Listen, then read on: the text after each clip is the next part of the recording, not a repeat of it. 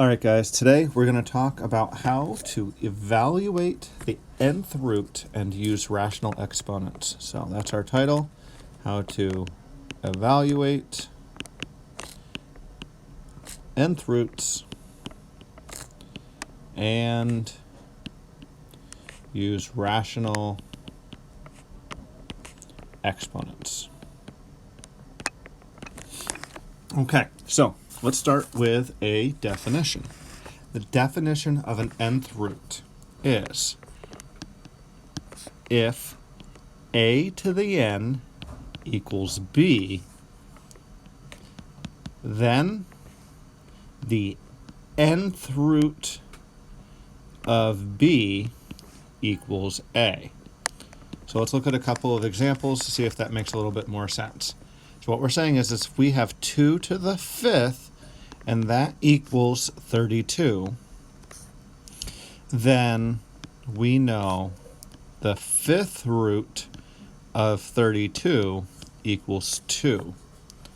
And that's how we would say this. We would say 2 is a 5th root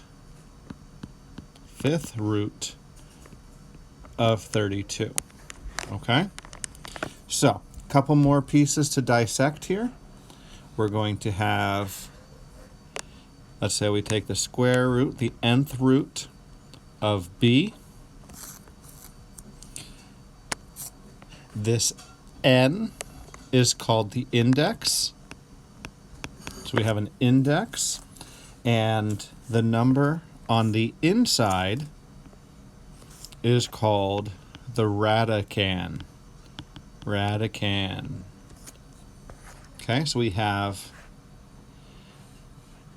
this is read the nth root of b. Okay, so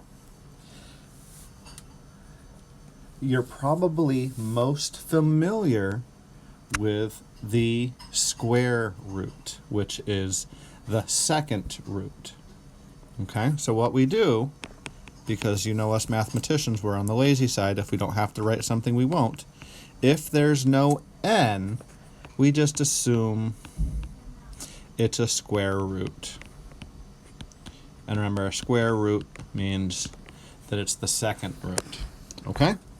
All right. So let's first talk about how to simplify radical expressions. We're going to use what's called prime factorization. Now, what's useful to know is your prime numbers, okay? So your prime numbers, we're going to start with 2, 3, 5, 7, 11, 13, and etc. Generally, 2 through 7, 2 through 11 is going to get you most of what you need. There are more. Obviously, you can figure that out. Okay, so let's talk about how to simplify a radical expression. We're going to zoom in here and look at the square root of 80. So if we're looking at the square root of 80, there is a 2 right there that is implied. We don't write it, it's implied. So if we want to take this and we want to figure out what is the square root of 80, we're going to use a t-chart. Okay? Using a t-chart, 80, that's the radicand. We're going to put that there, and then we're going to use prime factorization. So we're going to go through our prime factors. Looking here, we have 2. We're going to start with the smallest prime factor and divide by 80, or divide 80 by 2. So dividing by 2, we get 40. Can we divide by 2 again? Yes, so we will. Can we divide by 2 again? Sorry, 40 divided by 2 is 20. Can we divide 20 by 2? Yes, we can. We get 10. Can we divide 10 by 2? Yes, we can. We get 5. Can we divide 5 by 2? No. Can we divide 5 by 3? No. Can we divide 5 by 5? Yes. And we end up with 1. Okay, so we've just done our prime factorization, and we've gone all the way down till we got a 1, which is obviously as small as we can go. So now what we're going to do is we're going to look for groups of 2. Okay, there's a group of 2, and there's a group of 2. Those groups of 2 are the numbers that we're going to pull out. Okay, we're going to pull those outside of the radicand and pull them out front. So here we go. We've got our square root, and we're going to pull a 2 for this one, and a second 2 for this one. Okay, I like to pretend for a minute that we say that it takes 2 people to go out on a date, and if you don't have a date, like this 5, it has to stay home. So it stays inside the house, it stays home. The 2 pairs of 2s here, so right here, that pair of 2, they can go out on a date, and this pair of 2 can go out on a date. And so now we just do a little bit of simplification. 2 times 2 is 4. The square root of 5 stays that way, and that is what we call simplest radical form. That's as simple as we can make it. Okay? So that's simplifying a square root. Let's take a look at a cube root now. Okay? So we have a cube root, and we're looking for the cube root of 48.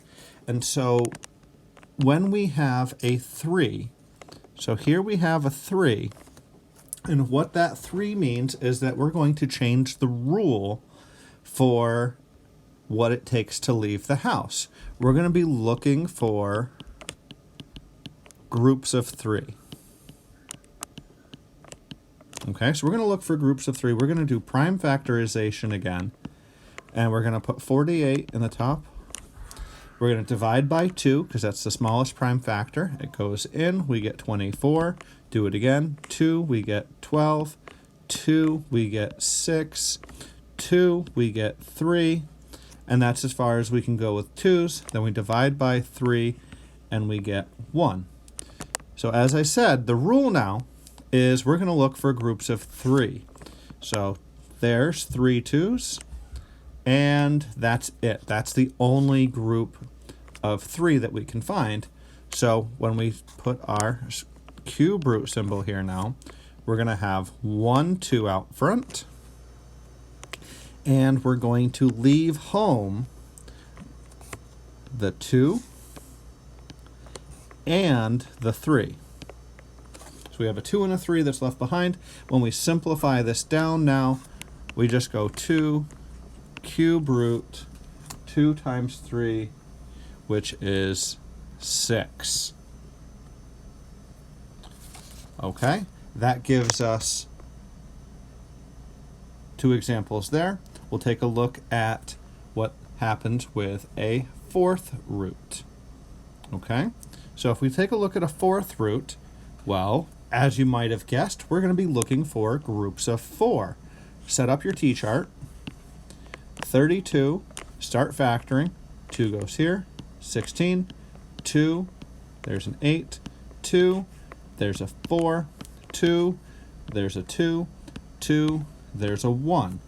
So now we look for groups of 4, 1, 2, 3, 4, and that's it. So this 2 is going to stay home. These 4 2's come out, and so we'll have 2 4th root, and we'll have our 2 left inside. That doesn't simplify any further, and we can call that good. All right. All right, continuing on, let's take a look at another cube root problem. This one a little larger. We've got 192. So we're taking the cube root of 192. We know that the rule says that we need groups of 3, and we're doing prime factorization. So we start with our 192 here. We're going to divide by 2, get 96. Divide by 2, get 48. Divide by 2, we get 24. Divide by 2, we get 12. Divide by 2, we get 6. Divide by 2, we get 3. Divide by 3, we get 1. And because the rule says that we need groups of 3, because it's a cube root, 1, 2, 3. 1, 2, 3. Again, the way this works, we take the 2 groups of 2. We have 2 times 2 there.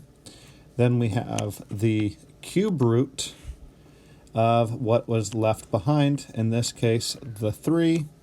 And so we are going to have 4 cube root of 3. And that is our simplest radical form. All right, let's take a look at what happens when we have negatives. All right, so here we go, cube root of negative 27.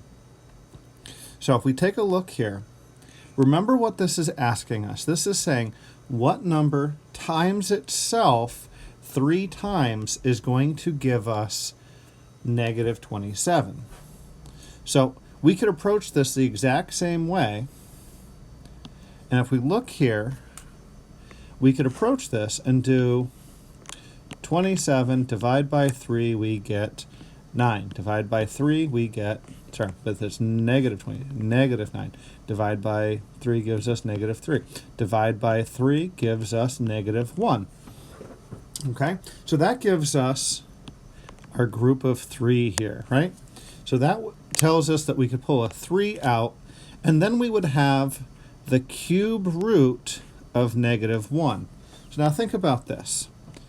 What number times itself 3 times gives us negative 1? Well, negative 1 times negative 1 gives us a positive 1, right? That's positive 1. And positive 1 times negative 1, well, that would give us negative 1. So when we figure out what is the cube root of negative 27, it ends up being negative 3. Okay, so we have the 3 from our factoring, and then the negative 1 just gives us a negative 3. So if we look at the next one here, the fifth root of the negative 32. Well, we already know that the fifth root of 32 equals 5. That was the example I gave you guys at the very beginning. Sorry, not 5, 2. Look at me making mistakes on a video. All right, so the fifth root of 32 is 2. And we know that the fifth root of negative 1 is going to be, well, we don't know that, do we? So let's think our way through it. Negative 1 times negative 1 times negative 1.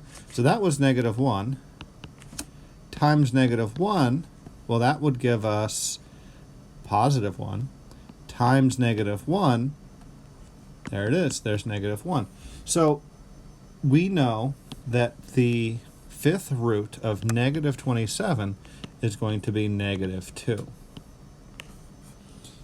What we can do with this idea is when we have odd numbers and we take the cube root of an odd number, we know that we are going to have a negative number as our answer. Okay, so hopefully that helps clarify that. A couple more skills we need to work on. Rewrite the expression using a rational exponent notation. That just means writing it as a fraction exponent. Okay, so when we look at this, what we're going to do is we are going to take and have the index, that's going to be the denominator of our fraction. So we'd have 23, so that's your radicand. We're going to have to the half power as the denominator, and we're going to take the exponent. In this case, there's no exponent there, it's just a 1. So that's going to be the numerator of our fraction. So if I look at this next example, I've got 52. The denominator is going to be the index, which was 3, and the exponent here that's a 1 is going to be the numerator. All right, so let's take a look at what that looks like here. Here we have the fourth root of 14x to the third. So the way we can do this is we can write this as 14x to the third, and then we're going to raise it to the 1/4 power. But we can rewrite this by distributing that exponent, and we would end up with 14 to the 1/4 and then x to the 3/4. Okay, so that one was a little bit tricky because you had two parts to it. But back it up, watch what I did there. We just took and we distributed that exponent across that multiplication. All right, so we can go forwards. Obviously, we need to go backwards. So we're going to be able to write these expressions using radical notation. We said the denominator is the index. So we know that this is going to be a 5th root. The exponent is a 1, so we just have 6 on the inside. Here we go on the next one. We're going to be able to do this, and we can do this 4. There's your base. It's going to be a cube root, and our index, our numerator is telling us that we can raise this to the 2nd power. The other way you can see this written as 3, 4 is our base, and you can actually have that 2 on the inside. These are equivalent. These are exactly the same. They are both equally correct. There's nothing wrong with writing it either way. Okay? To the last piece here, we're going to have 5th root, because the denominator is a 5. C is your base. And again, you can put your 2 on the inside, which is my personal preference. Or you can do the 5th root of C and put the whole thing to the 2nd power. Okay? My personal preference is to put it on the inside, less parentheses, less mess, but again, there's nothing wrong with doing it the other way. All right, from here, evaluate the expression using a calculator. So grab the calculator that you like to use, pause the video. You should actually do this right now. Use the calculator that you're most likely to use, and you're going to type into your calculator 82 to the 1/4 power. Okay, so when you type in 82 to the 1/4 power using that y to the x button that you ignore most of the time, you should get 3.01. Okay, if you're not getting 3.01, you might need to add parentheses somewhere in there. Check in with me. We can talk about how to do that individually if you're really getting stuck. Okay, 82 to the 1/4 power should be 3.01. If you're not getting that, we need to do a little bit of work to make that work. Square root, most calculators have a square root button. So 57 to the 1/2, that's going to give you 7.55. Again, I want you doing this because I want you to make sure you know how to use your calculator. When you're taking a test, when you're taking a quiz, you're not going to be able to stop and say, hey, Mr. Bradley, can you teach me how to use my calculator in the middle of this test? Because the answer is going to be no, I'm not. So make sure you know how to use your tools. All right, last one here. Take the 5th root of negative 274. That's going to be the same as negative 274 to the 1/5 power, which is going to give you negative 3.07. Please don't forget the negative, because if you forget the negative, it's a different answer and it's not correct. All right, let's keep moving forward. Here we go. Next part of it, we're saying evaluate this expression without using a calculator, meaning actually going through the simplification, not using a calculator at all. So the way we approach this, we're going to rewrite this, and we're going to say, oh, I know what this is. This is the 4th root of 16. So how do I do 4th root of 16? T-chart. 16 here. Divide by 2. I get 8. Divide by 2. We get 4. Divide by 2. You get 2. Divide by 2. We get 1. And then, hey, look at that. 1, 2, 3, 4. We have 4 of them. And that means that the 4th root of 16 is 2. And so 16 to the 1/4 is 2. Okay? We've got the idea of what we're doing here, I hope. Let's keep going. Here we have negative 32 to the 3/5. Okay? So, the way I would approach this one let's use that notation with the parentheses here. We're going to go 5th root of negative 32. Now in this case, if we're evaluating by hand, it's helpful to deal with that exponent after the fact. Because what we're going to do right now is figure out, do I know what the 5th root of 32 is? I hope so. It's from the front side. We've already said what that is, but if you need to, we can do it real quick. 32 divided by 2 gives you 16. Divide by 2 gives you 8. Divide by 2 gives you 4. Divide by 2 gives you 2. Divide by 2 gives you 1. Okay? 5th root, 1, 2, 3, 4, 5. We know that the 5th root of 32 is going to be 2, which tells us, because this is negative and the index is odd, that we have, watch this, this is cool, we have negative 2 to the 3rd power. Now, negative 2 times negative 2 is 4. Negative 2 times negative 2 is 4. Times negative 2, that's going to give us negative 8.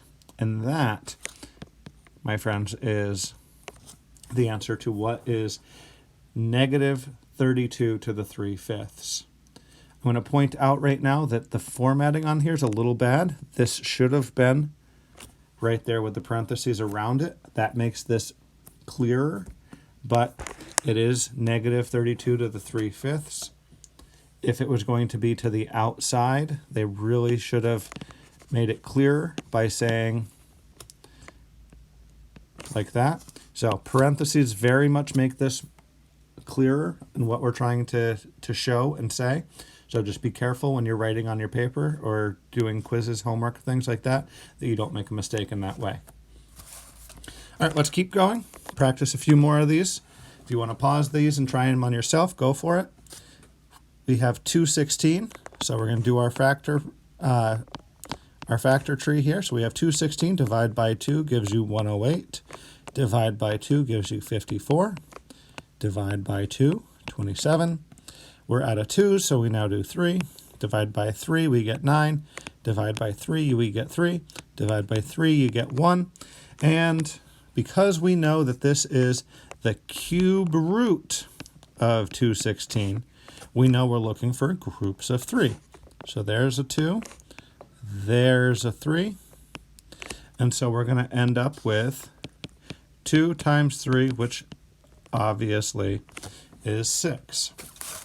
Okay, here we go. Keep moving forward. Now I have 25 to the negative 1/2. Hopefully, before this class, you know what happens when we have a negative exponent. That's right. We write it as the reciprocal. So you get 25 to the 1/2, which means we're going to have 1 over the square root of 25. That one we don't need the factor tree to figure out. We know what the square root of 25 is. It's just 5. So we end up with 1/5 as our answer. Okay? One more of these.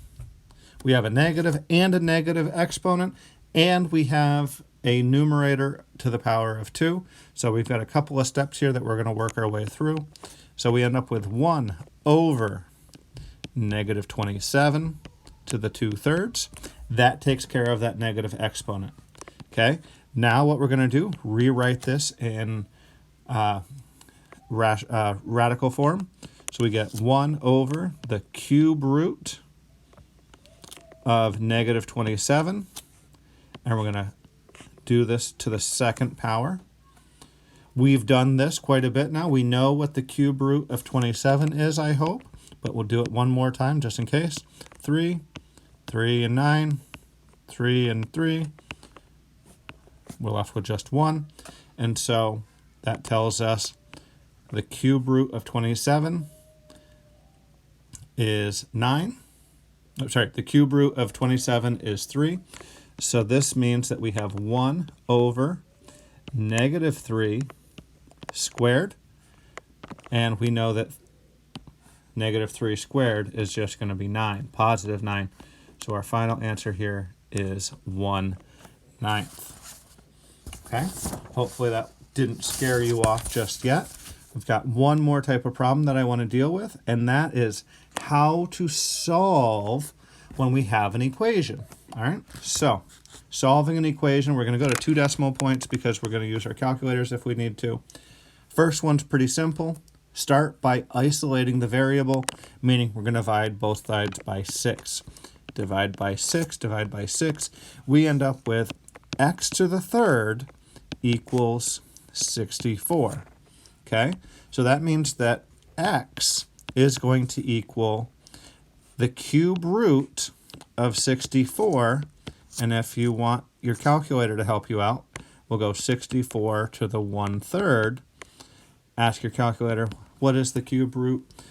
The cube root of 64, and it'll tell you that it is in fact 4. Okay, so your calculator can help you out here, 64 to the 1/3. We could have done that one by hand, but calculators definitely make this faster. Now, because we have our exponent, and if we're solving, remember the rules of PEMDAS, we have to deal with the exponents before we can deal with addition or subtraction. So what we do to get rid of that exponent to the 5 is we're going to take it to the 1/5 power now. To the 1/5 power now. Okay, so when we do that, we end up with just x minus 8 because we've canceled out that 5, and that's going to give us the 100 to the 1/5. Go ahead and type that into the calculator, and we get 2.51. Then we'll add 8 to both sides, and we get x equals 10.51. Okay, so again, your calculator is a tool that is going to be very useful in this section. All right, keep moving forward. Here we go. Leading coefficient, divide by 5 first. Divide by 5. We get x to the 4th equals 81. Then we take this x equals 81 to the 1/4. We've done the 4th root to get rid of that exponent to the 4th. Calculator tells us that that is in fact 3. Okay? Moving forward.